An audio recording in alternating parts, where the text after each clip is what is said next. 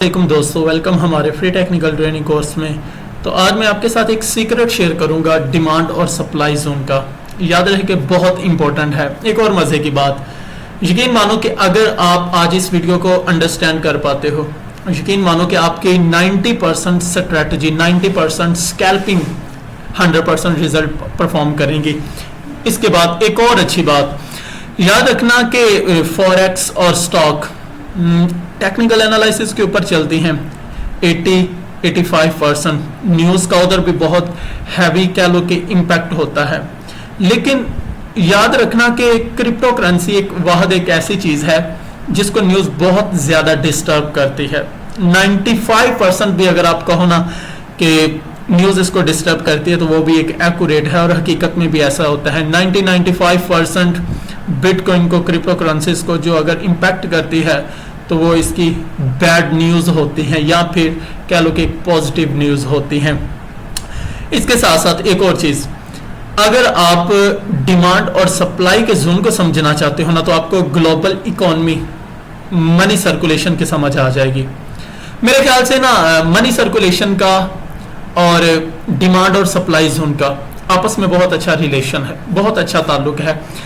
एक को समझ लें, दूसरे की खुद ब खुद समझ आ जाएगी। एक और मजे की बात, ये देखो अब एक पॉइंट से आपको कितने लॉजिक समझ आएंगे।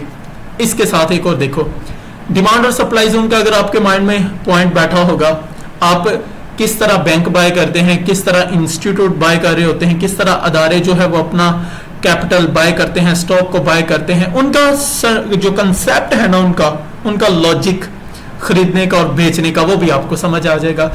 याद रखना कि आप बड़े से बड़े ट्रेडर्स के आर्टिकल को देख लें, बड़े से बड़े ट्रेडर्स के लेक्चर्स को देख लें, आपको समझ आएगी कि उनका 90 से 95% जो कंसेप्ट होता है वो इंस्टीट्यूट के साथ होता है, और इंस्टीट्यूट बजाते खुद डिमांड और सप्लाई जोन के ऊपर इन्हिसार करते हैं। उनके नज़दीक अगर आप प्राइस एक्शन को इस दूसरे अल्फाज में इसको रिप्रेजेंट मैं करूँ ना आपको, तो आप एक और समझ जाओगे। उनके नज़दीक कमी पेशी प्राइस में एक पार्टिकुलर पॉइंट के ऊपर कितनी है, वो इस चीज़ को देखते हुए बाय और सेल करते हैं। और वो पार्टिकुलर पॉइंट, मखसूस जोन, मखसूस एरिया हमारे पास या डिमांड एरिया होता है या सप्लाई जोन होता है। याद रखना कि अगर कीमत में उस पार्टिकुलर स्टॉक या कोइन में डिमांड नहीं बन रही, चाहे वो न्यूज़ की वजह से हो, चाहे वो वॉल्यूम की वजह से हो, चाहे वो लोगों के कह लो कि एटीट्यूड की वजह से हो, चाहे कोई न्यूज़ आई है और उसने लोगों के एटीट्यूड को चेंज किया है उसकी वजह से हो, दोनों सिचुएशंस में जो बैंक होते हैं, जो अदारे होते हैं, जो वेल्स होती हैं, उनका कंसेप्ट इनके ऊपर होता है। कैसा रिएक्ट करते हैं, मैं आपको एक छोटी सी एग्जांपल देता हूं, आपको समझ आ जाएगी कि न्यूज़ किस तरह लोगों के एटीट्यूड चेंज कर सकती है। ठीक है, मैं अक्सर आपको एग्जांपल दिया भी करता हूं, लेकिन मैं फिर भी इधर कोट कर देता हूं ताकि आपको आसानी के साथ समझ आए। दर हकीकत प्राइस को अप लेके जाना, डाउन लेके जाना हमारे खुद के हाथ में होता है। कैसे?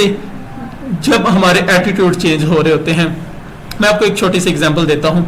फॉर एग्जांपल, मैं तेजी से देना चाहता हूं ताकि मैंने ऑलरेडी आपको बताया हुआ ना, तो अभी आप समझ लें। फॉर एग्जांपल, हमारे इधर आम का सीजन चल रहा है, ठीक है ना। इससे पहले 8 दिन पहले मार्केट में एक न्यूज़ आती है, उसमें लिखा होता है कि अब की बार जो आम की प्रोडक्शन है ना, वो पिछले 5 सालों की निस्बत बहुत ज़्यादा बेहतर है।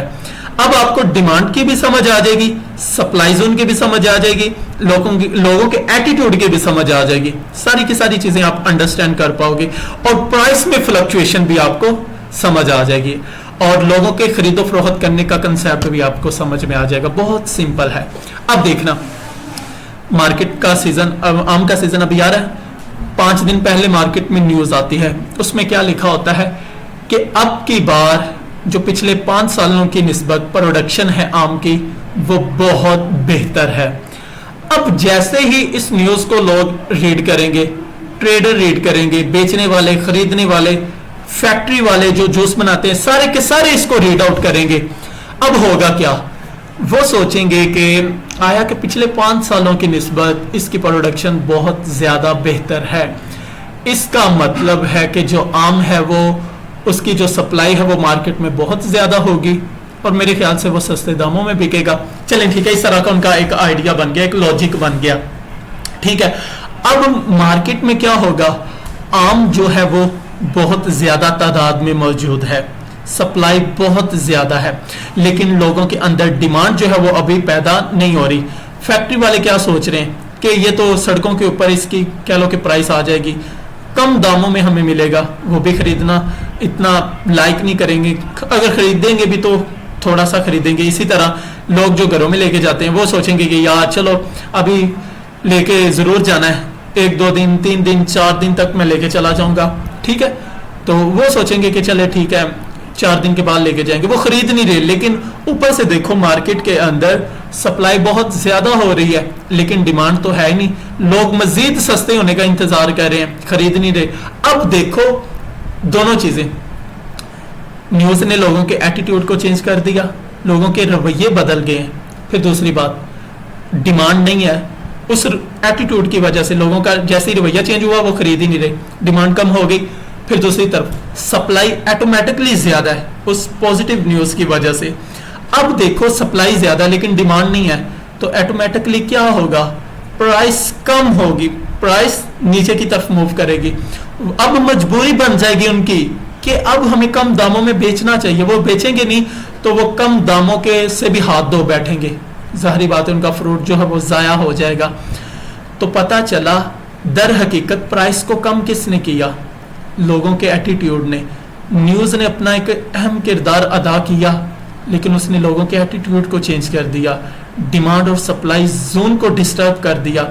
आप देखो जैसे ही प्राइस कम होगी तो लोग खरीदना फरोख्त करना शुरू कर देंगे, लोग बड़े बड़े ज्यादा तादाद में माल को स्टॉक करना शुरू कर देंगे, और फिर उसके बाद ऑटोमेटिकली मार्केट से जो मैंगो है वो यूटिलाइज होना स्टार्ट हो जाएंगे, और ऑटोमेटिकली आहिस्ता आहिस्ता फिर प्राइस ऊपर की तरफ मूव कर जाएगी। ये होता है खरीदने और फरोख्त करने का, डिमांड और सप्लाई। अच्छा, इसके बरअक्स अगर हम देखें, इसके ऑपोजिट अगर देखो, फॉर एग्जांपल सेम आम के भी सीजन में मार्केट में न्यूज आती है एक कि फॉर एग्जांपल अब की बार जो प्रोडक्शन है वो पिछले 5 सालों की निस्बत बहुत वर्स है, बहुत बदतर है। तो फिर अब क्या होगा, अब फिर लोगों के एटीट्यूड चेंज हो जाएंगे। वो क्या सोचेंगे, वो सोचेंगे कि यार अब की बार जो प्रोडक्शन है वो बहुत ही कम है, हमें क्या करना चाहिए, ज्यादा से ज्यादा खरीदना चाहिए। क्यों, वो कहेंगे यार हो सकता है कि मार्केट में से जो आम है वो मिले ना, शॉर्टेज हो जाए, जो घर ले जाने वाले हैं वो 2 किलो की बजाय 10 किलो लेके जा रहे होंगे। फैक्ट्रियों वाले जो जिनका डिपेंडेंट है जूस के ऊपर, वो सोचेंगे यार हमारा कारोबार फ्लॉप ना हो जाए, हमें भी जल्दी जल्दी बाय करना चाहिए इससे। ठीक है, वो ट्रक भर भर के वो भी खरीद लेंगे। अब देखो इसी न्यूज ने लोगों के एटीट्यूड को बदला, रवैये चेंज किए, अब वो ऑपोजिट हो गए, अब ज्यादा तादाद में खरीद रहे हैं। लेकिन अच्छा यहाँ डिमांड और सप्लाई का जोन समझ ले, न्यूज की वजह से जो सप्लाई है वो बहुत ही कम हो रही है, लेकिन अब देखो डिमांड कितनी ज्यादा प्रोड्यूस हो गई है लोगों के अंदर, लोग ज्यादा खरीद रहे हैं। अब डिमांड बढ़ गई है, सप्लाई कम है, ऑटोमेटिकली प्राइस क्या होगी, जाहिर बात है अप जाएगी। लेकिन क्यों गई, लोगों ने खुद की, लोगों के रवैये बदले, लोगों के एटीट्यूड चेंज हुए, और उस वजह से फिर प्राइस जो है ऑटोमेटिकली ऊपर की तरफ मूव करी। तो मेरे कहने का मतलब है सेम एज इट ट्रेडिंग में क्या होता है, लोगों के एटीट्यूड मैटर करते हैं। ये बज़ाहिर आपको चार्ट नजर आ रहा है, लेकिन दर हकीकत अगर आप अंडरस्टैंड करें ना, तो आपको बायर्स और सेलर्स की लगी जो वार है उनके दरमियान, यानी कि खरीदो फरोख्त करने वालों के दरमियान जो एक जंग लगी हुई है, वो आपको चार्ट रिप्रेजेंट करता है।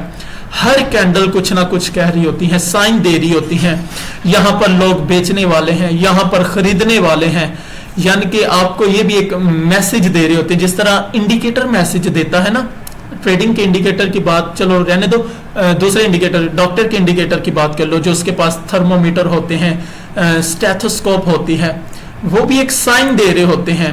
ठीक है, एक मखसूस बॉडी में जो फ्लक्चुएशन आती है, सेम एज इट यहाँ हर कैंडल कुछ ना कुछ साइन दे रही होती है। आपको पता चलेगा कि लोग किस तरह बाय करते हैं, इंस्टीट्यूट किस तरह बाय करते हैं। मैं आपको एक छोटी सी एग्जांपल देता हूं। फॉर एग्जांपल अब देखो इस पॉइंट के ऊपर,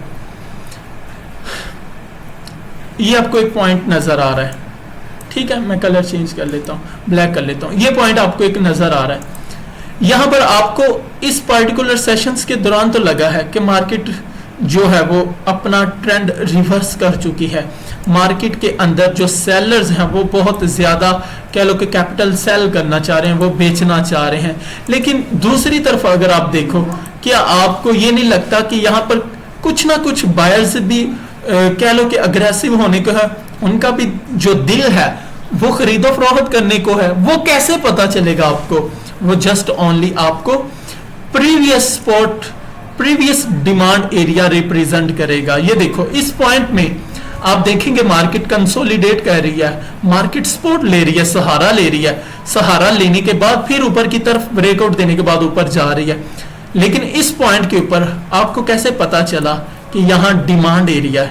ठीक है, यहां खरीदने वाले बैठे हैं। सेम एज इट उसी पॉइंट के ऊपर अगर आप देखें तो अगरचे बहुत बेरिश ट्रेंड है, लेकिन इसके बावजूद भी कि यहां एक डिमांड है, तो कुछ ना कुछ इस पॉइंट से लेकर इस पॉइंट तक आपको प्रॉफिट हुआ है। यानी कि $26,778 से लेकर $26,982, बहुत अच्छा प्रॉफिट है अगर कोई परसेंटेज के हिसाब से कैलकुलेट करता है।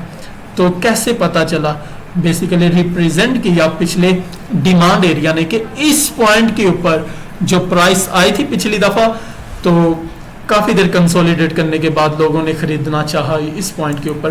खैर एक और देख लेते हैं सेम एज इट क्या होता है। जो लिक्विडिटी प्रोवाइडर होते हैं वो लोगों के जो एसएल है वो हिट करवा देते हैं, स्टॉप लॉस को हिट करवा देते होते हैं, उसके बाद मार्केट को पंप करवा देते होते हैं। ये बहुत बारह दफा देखा गया है। जिस तरह फॉर एग्जांपल ये देखो इस पॉइंट के ऊपर पर्टिकुलर पॉइंट, ये देखो आपको पता चल रहा है सपोर्ट है। ठीक है, आम रिटेल ट्रेडर हमारी तरह के वो क्या करेंगे, इस पॉइंट के ऊपर बाय की ट्रेड ओपन कर लेंगे और आमतौर पर उनका जो स्टॉप लॉस होता है वो किस पॉइंट के ऊपर होता है? जो प्रीवियस कैंडल होती है उसका लो होता है, यानी कि इस पॉइंट के ऊपर हमारा स्टॉप लॉस होगा जो हमारी तरह के रिटेल ट्रेडर होते हैं। अब लिक्विडिटी प्रोवाइडर क्या करेंगे? वो जानसा तो दे रहे हैं कि मार्केट अब ऊपर की तरफ जाने लगी है, लेकिन उसके बाद देखें जैसे ही थोड़ा सा ऊपर लेके गए उन्होंने मार्केट को नीचे की तरफ पुश किया जस्ट ओनली स्टॉप लॉस को हंट करने के लिए, और स्टॉप लॉस को हंट करने के बाद फिर देखें कितना बड़ा अच्छा मूव दिखाई देता। ये अब काम किन लोगों का है? लिक्विडिटी प्रोवाइडर, बैंक, इंस्टीट्यूट, वो दखल अंदाजी कर रहे हैं। उनका स्टाइल देखो कैसे वो बाय करना चाह रहे हैं। अगर आप इस पॉइंट के ऊपर देखेंगे ना, यकीन मानना कि डिमांड एरिया से लिटिल बिट थोड़ा सा नीचे होगा, उससे ज्यादा कभी भी नहीं होना चाहिए। मैं इसलिए अक्सर कहा करता हूं जब भी आप ट्रेड लेते हैं तो एग्जैक्ट उसी पॉइंट के ऊपर स्टॉप लॉस ना लगाया करें कि यहां पर स्पॉट बन रही है तो मैं उसी के फुली कह लो कि इसको टच करके लगा दूं। हरगिज ऐसा नहीं, कम से कम थोड़ा सा उसके दूर होना चाहिए 4-5%, तो फिर ही आपकी जो ट्रेड है वो रन कर पाएगी। समटाइम जो स्कैल्प ट्रेड करते हैं उनका एसएल तो हिट हो जाता है, लेकिन जब उनको प्रॉफिट होता है तो वो भी काफी अच्छा किसी एक हद तक होता है। ठीक है, तो अंडरस्टैंड करो जहां पर मार्केट ज्यादा देर तक सपोर्ट ले रही है, सेम एज इट इस पॉइंट के ऊपर देखो सहारा ले रहा है, ये हमें पता चल रहा है कि demand area. Same as it ऊपर से अगर देखें ये हमारे पास सप्लाई जोन है। ठीक है, ये डिमांड जोन है, ये सप्लाई जोन है। पता चला इधर खरीदने के लिए बायर्स बैठे हुए हैं, इधर बेचने के लिए अपना, यानी कि इस पॉइंट के ऊपर जब भी आएंगे उनका एक माइंड सेट होगा कि यार इस पॉइंट के ऊपर ऑलमोस्ट हमें सेल करके निकलना चाहिए, हमें काफी अच्छा खासा प्रॉफिट हो रहा होता है इस पॉइंट के ऊपर। तो देखो सेम एज इट उसी रेंज में उसी पॉइंट के ऊपर हमें एक डाउनवर्ड ट्रेंड देखने को मिलता है। हमेशा इधर जैसे मार्केट आती है नीचे की तरफ मूव करती है, जैसे इस जोन में आती है मार्केट नीचे की तरफ मूव करती है। सेलिंग प्रेशर बहुत ज्यादा है, लोग अपना कैपिटल सेल कर देते हैं। तो एक और चीज, एक और सीक्रेट मैं आपको बता दूं, कभी भी हरगिज एक पॉइंट के ऊपर कह लें कि एक कैंडल को, एक शैडो को देखते हुए जो है ना वो रेजिस्टेंस एरिया या सपोर्ट एरिया ना कंसीडर किया करें। मेरे कहने का मतलब सप्लाई जोन या डिमांड जोन, एक लॉन्ग शैडो को मत कंसीडर किया करें। जहां मार्केट कंसोलिडेट करे या मोर देन 3 या 4 मर्तबा सपोर्ट ले, उस एक पर्टिकुलर जोन को मार्क किया करें, या डिमांड के लिए या सप्लाई के। अगर वो नीचे है तो फिर डिमांड के लिए मार्क कर दें, यानी कि सपोर्ट एरिया के लिए। अगर वो ऊपर है तो फिर सप्लाई जोन के लिए मार्क कर दें। अब देखो, अगर मैं ऊपर से ट्रेड लेता हूं तो मेरे लिए जो इंपॉर्टेंट लेवल्स होगा, जो क्रूशियल लेवल होगा, वो इस रेंज में ये वाला होगा। ये देखिए सारे के सारे, ये वाला इस पॉइंट के ऊपर भी आप देखेंगे हिट हुआ है, इस पॉइंट के ऊपर भी हिट है, इस पॉइंट में भी है, इस पॉइंट। अब मैं इस जोन को कभी भी सप्लाई जोन नहीं कंसीडर करूंगा, अगरचे मार्केट इस पॉइंट को टच करके आई है, लेकिन सबसे इंपॉर्टेंट यही तो बात है हमारे रिटेल ट्रेडर्स की, हम कंफ्यूजन का शिकार रहते हैं कि यार मुझे इस पॉइंट के ऊपर कह लें कि सप्लाई जोन कंसीडर करना चाहिए, इसके बाद फिर सेल करना चाहिए। नहीं, ऐसा नहीं होगा। अगर ऐसा होगा तो फिर आप डिस्टर्ब रहेंगे, आपको पता नहीं चलेगा कि अब मुझे सेल करना चाहिए या बाय करना चाहिए। समटाइम आपके मार्केट एंट्री पॉइंट को भी टच नहीं करती और फिर रिवर्स हो जाती है, वो सेम एज इट यही मिस्टेक होती है। ठीक है, डिमांड और सप्लाई जोन को बहुत अच्छी तरह से अंडरस्टैंड करें, आपको फिर बार बार न्यूज़ की तरफ भी भागने की ज़रूरत नहीं पड़ेगी। आप खुद ब खुद समझ जाओगे कि इस एरिया में जो बायर्स हैं वो अग्रेसिव हैं या इस एरिया में सेलर्स जो हैं वो ऑप्टिमिस्टिक हैं। कुछ ना कुछ रिलेशंस तो है इनका कि आया कि मार्केट की जो मूवमेंट हो रही है वो कैसे हो रही है, कहाँ पे कौन बाय करना चाह रहा है, कहाँ पे कौन सेल करना चाह रहा है। हर कैंडल आपको अपना एक मखसूस मीनिंग देती है, कुछ ना कुछ साइन दे रही होती है। तो कोशिश करें अंडरस्टैंड करने की।